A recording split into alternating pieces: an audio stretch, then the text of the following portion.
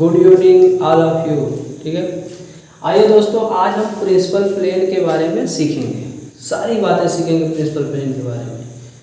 हम सिर्फ इतना जानते हैं ना, प्रिंसिपल प्लेन क्या होता है कि जहाँ पर मतलब शियर स्ट्रेस की वैल्यू क्या हो, जीरो होती है और जो नॉर्मल स्ट्रेस की वैल्यू मैक्सिमम होती है उसे हम प्रिंसिपल प्लेन कहते हैं। उसे हम क्या कहते हैं? प्रिंसिपल प्लेन कहते हैं। ठीक है, अच्छा, तो अब हम यहाँ पे जैसे इस ऑब्जेक्ट को देखें ऐसे, तो ये आपका इसका प्रिंसिपल प्लेन बनता है।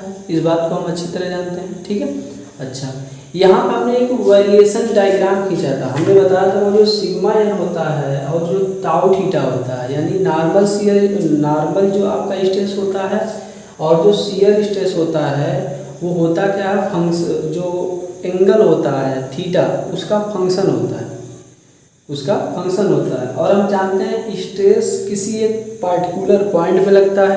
ठीक है, अतः उस पार्टिकुलर पॉइंट से डिफरेंट प्लेन खींचे जा सकते हैं। उस पार्टिकुलर पॉइंट से क्या कर सकते हैं? डिफरेंट प्लेन खींचे जाते हैं, ऐसे ऐसे ऐसे ऐसे ऐसे बहुत सारे प्लेन खींचे जा सकते हैं। तो जब बहुत सारे प्लेन खींचे जा सकते हैं तो इसका मतलब सिग्मा या टाउ थीटा के मान भी क्या होंगे? डिफरेंट प्लेन पे डिफरेंट आएंगे। ठीक है, अच्छा, अब हम यहाँ पे क्या बोलते हैं, इनके लिए variation of sigma n tau theta खींचा था। ठीक, जैसे हमने खींचा था, बताया क्या था बाबू कि अगर 0 डिग्री पे, इसी में अगर हम 0 डिग्री देखें तो काश जो आपका 0 डिग्री उसका मान मैक्सिमम होता है। अतः आपका सिग्मा एन का मान क्या आता है? सिग्मा एक्स के बराबर आया था, जो मैक्सिमम वैल्यू थी, जो मैक्सिमम वैल्यू थी। और उसी मैक्सिमम वैल्यू को हमने क्या बोला था? प्रिंसिपल स्ट्रेस बोला था, प्रिंसिपल स्ट्रेस बोला। तो उस मैक्सिमम वैल्यू को हम यहाँ पे देखिए दर्शा दे रहे हैं। ठीक है, अच्छा, ऐसे ही अगर हम बात करते हैं कि थीटा इक्वल टू क्या, माइनस 90 डिग्री, तो आप जानते हो उसका वही मान क्या आएगा? 0 आएगा। उसका मान क्या आएगा बाबू? 0 आएगा। ऐसे ही थीटा बराबर आपका 90 डिग्री आप रखते हो तब भी उसका मान 0 आएगा यहाँ पे, और यहाँ पे हमने इसे दर्शा दिया। ठीक है, लेकिन अगर थीटा इक्वल टू आप यहाँ पे क्या करते हो? 45 डिग्री रखते हो, 45 डिग्री रखते हो तो उसका कुछ ना कुछ वैल्यू आपका आता है, कुछ ना कुछ वैल्यू उसका आता है। ठीक है, उसको अभी हम दर्शाएंगे यहाँ पे। वो वैल्यू मान लो यहाँ पे आएगा, ऐसे हम दर्शा देंगे। ऐसे ही डिफरेंट अगर एंगल का मान हम जानते हैं 0 से 90 डिग्री तक अगर मतलब क्या बोलते हैं रखा जाए तो वैल्यू क्या होगी? धीरे धीरे घटती जाएगी आपकी, किसकी? सिग्मा एन की। क्योंकि आप जानते हो ना, काश 0 का मान क्या होता है?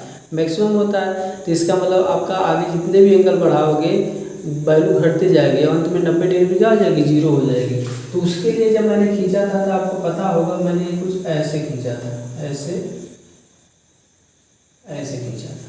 ठीक, जहाँ पे ये आपका देखो 0 डिग्री मान उसका मैक्सिमम था सिग्मा एन का, जो सिग्मा एक्स के बराबर है।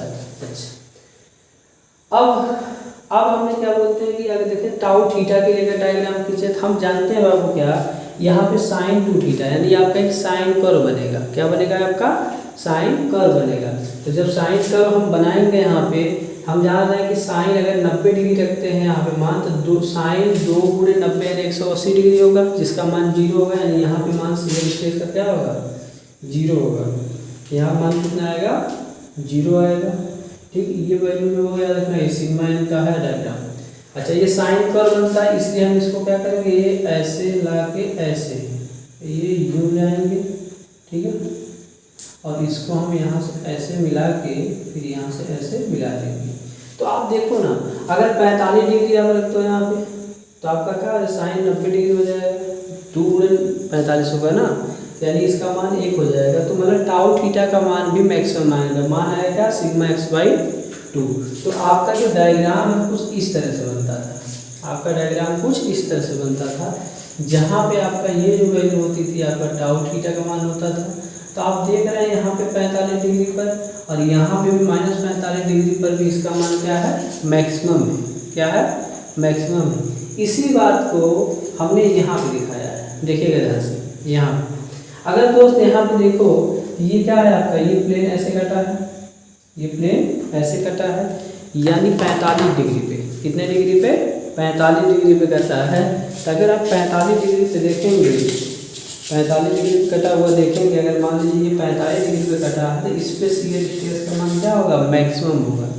इसको बोलेंगे क्या, आपका प्लेन ऑफ मैक्सिमम शियर बोला जाएगा। क्या बोला जाएगा, प्लेन ऑफ मैक्सिमम शियर बोला जाएगा। तो यहाँ से आपका नॉर्मल प्लेन जो देखो है वहाँ से एंगल उसका कितना है, 45 डिग्री, इधर आपका एंटी क्लॉकवाइज में, ठीक है। अच्छा, दूसरी चीज़ देखिए आपका, अब उसी प्लेन से ऐसा जो आपका नॉर्मल प्लेन उससे आपका इधर -45 डिग्री, क्या -45 डिग्री पर आप देख रहे हैं एक और प्लेन बन रहा है जो निगेटिव आपका शियर प्लेन बनेगा, जो आपका टाउ डैश से मैंने रिप्रेजेंट किया है, S2 है ना। ये भी क्या आपका है,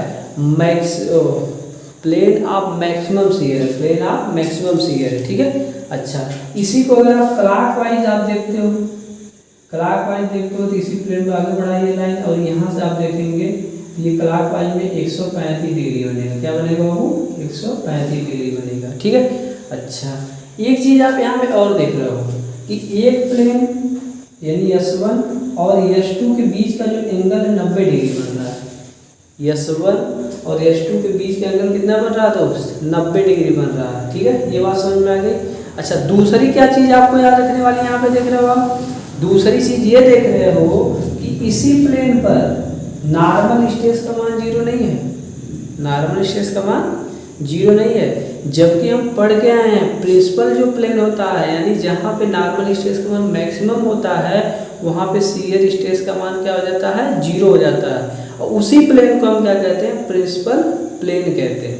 और उस पर जो स्ट्रेस मिलता है उसे हम क्या कहते हैं, द मेजर प्रिंसिपल स्ट्रेस कहते हैं। और दूसरे प्लेन पे जो मिलता है द माइनर प्रिंसिपल स्ट्रेस कहते हैं, ठीक है। ये बात हम समझ में आ रही है। अच्छा, अब आइए इस डायग्राम को देखते हैं। इस डायग्राम में क्या देख रहे हैं दोस्त, इस डायग्राम में देख रहे हैं हम कि ये देखो, अगर हम यहाँ से एक लाइन ऐसे आपको समझाने के लिए डॉटेड खींचें तो ये आपका एक प्लेन बनेगा। यहाँ से आपको ये जो है आपका 45 डिग्री बना रहा है, क्या 45, यानी ये जो प्लेन है इसको हम आपको समझाने के लिए S1 बोल दे रहे हैं। ये आपको कितना एंगल बना रहा है, 45 डिग्री बना रहा है नहीं बना रहा है, बोलो बना रहा है ना। अगर इस प्लेन पर देखो आप तो सिग्मा एन का मान कितना आया, सिग्मा x/2 आया, यानी 0 नहीं हुआ है। और इसी प्लेन पे आपका जो आपका प्लेन ए है, इसी पे देखो तो आपका शियर स्ट्रेस का मान क्या, सिग्मा x/2 आया हुआ है। अर्थात अगर कभी भी परीक्षा में पूछ सकता है, ठीक है, कि मैक्सिमम शियर स्ट्रेस का मान कितना होता है, यानी यूनिएक्सियल के निकाला गया है तो सिग्मा x/2 होता है। तो उस समय नॉर्मल स्ट्रेस का मान भी उसी के क्या होता है, बराबर होता है उसी प्लेन पे, ठीक है। अच्छा, दूसरी चीज़ आप इधर भी देख रहे हो वही चीज़, -45 डिग्री पर देखो सिग्मा एन का मान सिग्मा x/2 आया है और टाउ थीटा का मान भी आपका ऐसे आया हुआ। ये अगर देखा जाए तो कितना एंगल होगा, देखो ये आप देख रहे हो, ये ऐसे देखो, ये 45 आपका यहाँ से दिखाया था मैंने आपको समझाया था ना अभी। आप इसी पे पहले अगर ये प्लेन खींचोगे तो ये भी तो नॉर्मल प्लेन ही बनेगा, ये है। यहाँ से अगर एंगल ये वाला देखो, यहाँ से ये वाला एंगल कितना बन रहा है आपका, 135 डिग्री बन रहा है। कितना बन रहा है, 135 डिग्री बन रहा है। या आप कह सकते हो कि इधर से, इसी प्लेन से आप इधर से देखोगे तो यही आपको कितना बन रहा है, वो -45 डिग्री देखो बन रहा है। और ये वाला प्लेन इधर से देखोगे तो आपका इधर से क्या बन रहा है, +45 डिग्री बन रहा है। बहुत समझ में आ रहा है नहीं आ रहा है, ये बात आपको समझ में आ रही है। तो ये डायग्राम कैसे खींचा गया ये बात हमने आपसे कर लिया, ये डायग्राम कैसे खींचा गया ये बात हमने कर लिया। तो नोट कर रखने वाली बात या याद रखने वाली बात क्या सीखा हमने ये बात सीखा याद रखने वाली में, ठीक है। हमने याद रखने वालों में ये बात सीखा कि बाबू जो प्रिंसिपल प्लेन होता है, ठीक है, यानी जहाँ पे नॉर्मल स्ट्रेस का मान मैक्सिमम होता है उसी को हम प्रिंसिपल स्ट्रेस कहते हैं। और वहाँ पे शियर स्ट्रेस का मान क्या होता है, 0 होता है। लेकिन जहाँ पर शियर स्ट्रेस का मान मैक्सिमम होता है वहाँ पे नॉर्मल स्ट्रेस का मान नॉर्मल स्ट्रेस का मान 0 नहीं होता है, बल्कि उसका कुछ ना कुछ क्या होता है, मान प्राप्त होता है। इसी बात को मैं यहाँ पे समझाना चाह रहा था, ठीक है। ये बात तो आपको समझ में आ गई होगी, हाँ, ये बात समझ में आ गई, ठीक है। अच्छा, एक बात और समझते हैं, बात क्या समझते हैं, अब इसको मिटाते हैं। आप इसके साथ ले लिए, बहुत इंपॉर्टेंट चीज़ है और कंपटीशन में इससे पूछा जाता है, ठीक है। हमने सारी चीज़ आपको समझा दी है कैसे कैसे क्या होता है। अब क्या है दोस्त, अगर हमें क्या बोलते हैं उसी प्लेन को दर्शाना हो तो हमने बताया था कि अगर मान लीजिए ये प्लेन ये है, ये प्लेन ये P1 है, प्लेन ये भी P1 है, ठीक। तो दूसरा प्लेन आपका क्या होता है, ऐसे बनता है, बताया था ये आपका P2 था और ये भी आपका ऐसे P2, यानी ऐसे रिप्रेजेंट किया था वो, ठीक है। अच्छा, ऐसे शियर स्ट्रेस का दर्शाना कि इसी प्लेन से 45 डिग्री पर, इसी प्लेन से 45 डिग्री पर हमें क्या बोलना पड़ेगा, खींचना पड़ेगा। ये हमारा S1 हो जाएगा, ये भी S1 बोला जाएगा। ऐसे यहाँ से इसको मिला देंगे, यहाँ से इसको मिला देंगे, तो ये आपका S2 प्लेन बन जाएगा, ये S2 प्लेन बन जाएगा। ये बात तो आपको समझ में आ गई होगी, ठीक है। अच्छा, जब ये बातें समझ में आई तो एक बात और समझ में आई, क्या, देखो ध्यान से, अगर एक बात देखा जाए, ध्यान देखना है तो आपको समझ नहीं आएगा। अगर ध्यान से देखो कि ये जो आपका मतलब शियर प्लेन जो गुजारा गया है, जो नॉर्मल प्लेन है, तो शियर प्लेन और नॉर्मल प्लेन के बीच का एंगल क्या होगा बाबू, हमेशा 45 डिग्री होगा। कितना होगा बाबू, हमेशा 45 डिग्री होगा या -45 डिग्री होगा। अगर एंटी क्लॉकवाइज होगा तो आपका 45 डिग्री होगा।